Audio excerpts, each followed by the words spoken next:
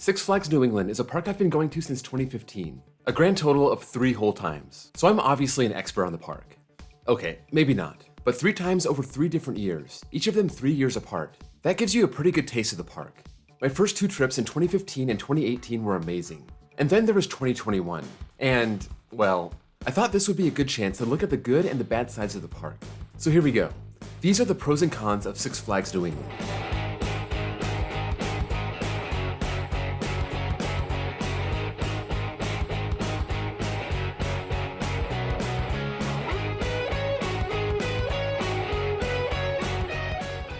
Just a little background for the park. It dates back to 1870, starting off as Gallops Grove, then Riverside Grove, and then it adopted the name Riverside Park in 1912, and that stuck for nearly a century.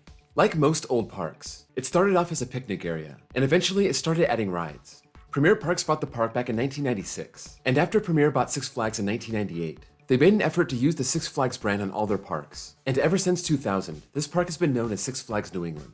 So I guess my point is, the park has a very interesting location and setting, and that's the first pro. It's located right across the Massachusetts border, coming from Connecticut. And I mean right across it. It's like a quarter mile. It wasn't built off a major interstate. It's built off a small town road, and there's something really cool about that. The park sits on a thin piece of land between Main Street and the Connecticut River. One thing you notice is that the entrance of the park starts off on high ground, and the park dips lower and lower, all the way down to the banks of the river. And that's why half the park seems to be on one level, and you have to take the stairs down to the lowest level. That's where you'll find Superman and Catwoman's whip. This little roadside park has blown up into this major Six Flags park, but they couldn't restructure the whole town around it, and there's something refreshing about that. The first con is the parking lot. There are some bad parking lots out there. Magic Mountain comes to mind. Discovery Kingdom is on that list, but I think New England takes the cake. That small town vibe comes with a price. There's no room for a parking lot next to the park, so they had to put it across the street. That is a long walk between the parking lot to the entrance. From the beginning of the lot to the front gate, it's about 400 feet longer than the state line to the park. Yes, Connecticut is closer to the park than its parking lot, and that's not even including walking from where you actually parked your car. I don't mind walking, but when you're in a hurry and you're that far from the park, it's not convenient. They do have a tram service, but you have to wait for that to come around. So if it's time you're trying to save and not energy, I would just walk it. They didn't have much of a choice here given the park's location, so I don't blame them, but that doesn't mean it's good. Apparently, there is Diamond membership parking right next to the park, but it must sell out quick. I tried to reserve it the day before, but it was all gone. The second pro is the themed areas. The park kind of has a Fiesta Texas feel, as in, it doesn't just feel like a concrete jungle. You're treated with a gorgeous main street with shops, places to eat, the Flash Pass area. This whole area looks great. If you go to the left, you'll find Crack Axle Canyon, over by where Goliath currently stands. That's full of Western-themed buildings. On the other side of this area, you'll find one of 2 kids areas. This being Looney Tunes Movie Town, where you'll find the Great Chase. The other kids area is Kidsopolis. Not too far away, just on the other side of Main Street, overlooking the lower end of the park. I always like when parks have 2 kids areas. They don't take up a lot of space, and this allows kids to get out and explore the park a little, not getting stuck in one spot all day. Any parents out there that take their little kids to the park should know what I'm talking about. Beyond that, there's a Gotham City and a DC universe, par for the course for Six Flags. And then you have Rockville, just like at Fiesta Texas, with that classic 50s theme. This mainly just has food and the Larson Loop, but they did a good job theming the stretch between Main Street and Gotham City. This isn't part of the themed area topic, but Hurricane Harbor is included in the price of admission, which is always nice. It's not uncommon for this to be the case, but growing up with Magic Mountain having that separate gate for the water park, to me, this always seems impressive.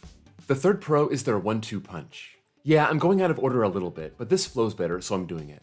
Premier Parks blessed this park with one of the greatest coasters ever built right after the Six Flags rebrand, Superman Ride of Steel, later rethemed as Bizarro, later rethemed again as Superman the Ride. This was part of the massive influx of major elite coasters into the chain at the turn of the century. This one opening in 2000, and pocketing 5 Golden Ticket Awards for the world's best steel coaster. To this day, the only year it's finished outside the top 5 was its opening year, where for some reason it was only 10th.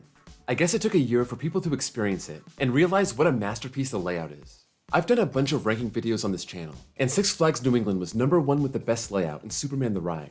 And they were #1 with the best 1-2 punch with Superman and Wicked Cyclone. Superman had to fly solo as the headline ride at this park for a full decade and a half, and then Six Flags asked RMC to come in and overhaul the Cyclone. Alan Schilke outdid himself with this conversion. He only had a little more than 100 feet to work with, but he managed to wrap 3 laps around the course. Jam-packed with ejector airtime, whippy inversions, off-axis hills, hang-time moments when the train slows down, and as great as Superman is with all its awards, Wicked Cyclone is definitely my favorite coaster in the park, and it ranks #4 on my list of favorite coasters. Superman would probably also be in my top 5 if it wasn't for its terrible lap bars.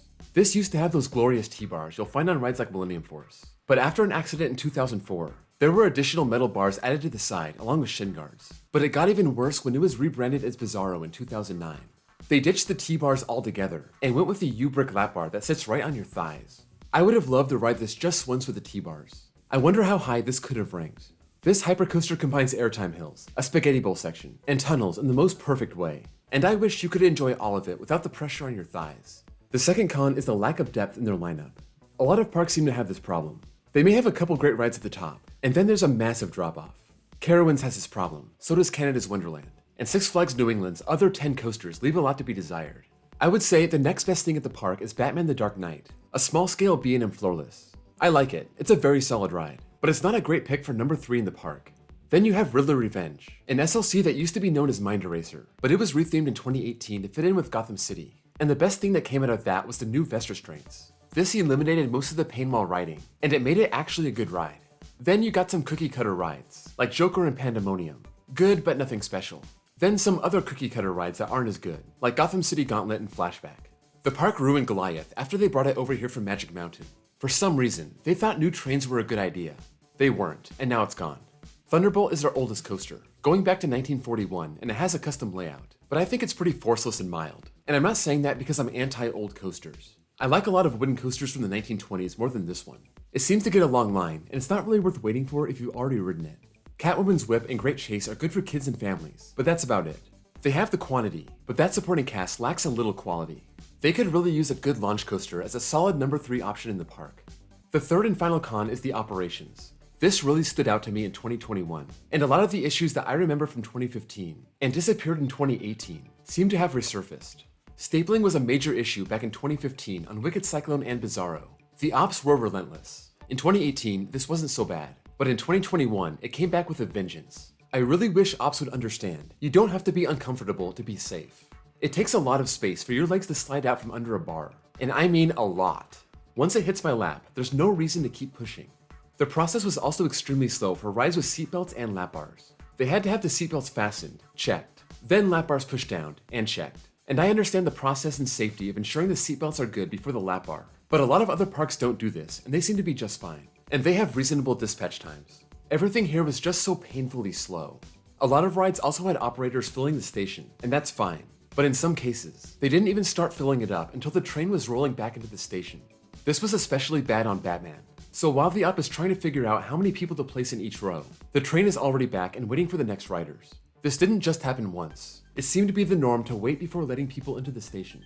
The park was insanely busy the day I was there, so little things like that slowing everything down was noticeable. The fourth and final pro is the food options. They used to have gelati here, and I was really looking forward to that, but that's gone now. I was a little bitter about that, so I had to stop by Rita's and get some afterward. They still do things I haven't seen at other parks, like combining ices with soft serve, which is probably my 2 favorite things. There seems to be just a crazy amount of places to eat here, including a food court at the end of Main Street, JB's Barbecue for indoor dining, a Go Fresh cafe, bacon cheddar ranch fries, fish and chips. Maybe it's just me. Maybe it's nothing special to other people. But compared to other parks that I've been to, this seems to have a wide selection with some very interesting menu items. In the end, Six Flags New England is a solid pick as my number 5 park in the Six Flags chain, and my 14th favorite park that I've been to, just behind Dollywood, but ahead of Six Flags Over Texas. If you've been here, let me know what you think of the park. Do you enjoy it as much as I do, or do you think it's on the weaker side? Aside from the coaster lineup, what do you think of the rest of the park? Sound off in the comments below. If you enjoyed this video, be sure to drop a like. That's the best way to show your support for the channel. And if you're new here, be sure to sub, and check out my playlist for more park reviews. Also, be sure to check out my links below for my Discord server, where you can chat with other fans of the channel, and my second channel, where I post copyright-free off-ride footage. Thank you all for watching, and I'll see you all next time.